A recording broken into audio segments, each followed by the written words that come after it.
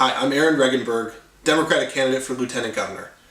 My opponent, Dan McKee, is officially kicking off his campaign this week, and I wanted to take this opportunity to welcome him to the race. I think it's really important in a healthy democracy to have open and honest debate, and as I've been crisscrossing Rhode Island over the last 6 months, I've seen some important differences in our records. So I wanted to take this moment to ask my opponent 3 questions. First, sick time. I was proud this year to pass legislation to guarantee paid sick days.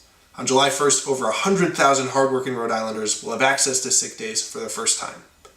My opponent opposed that legislation. He chose to stand with corporate lobbyists over working families who've had to pick between their job and their family's health.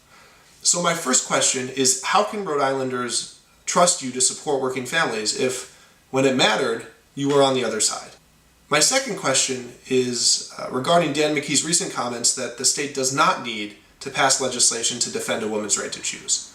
Now, I think it is absolutely critical that we do exactly that. I've been proud to co-sponsor legislation and fight for legislation to codify Roe v. Wade here at the state level.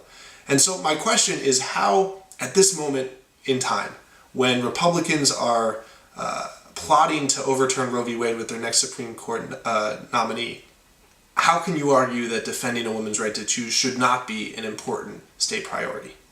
Third, I wanted to ask my opponent if the contributions that he's taken from corporate special interests in any way affect his ability to stand up against the backroom deal culture in the State House. I think we all understand how insider politics has been holding our state back for too long. I've introduced legislation to try to end that backroom deal culture, to get the influence of money out of our politics.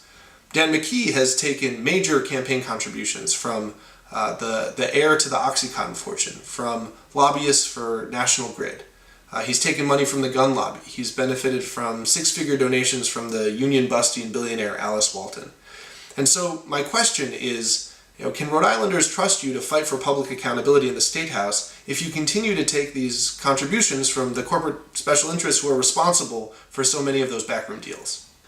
Democratic voters in Rhode Island deserve to know where their next lieutenant governor stands on these important issues. I've been really proud to work with diverse coalitions to pass real change that impacts Rhode Islanders, and I look forward to continuing these conversations in the coming months as our campaigns heat up.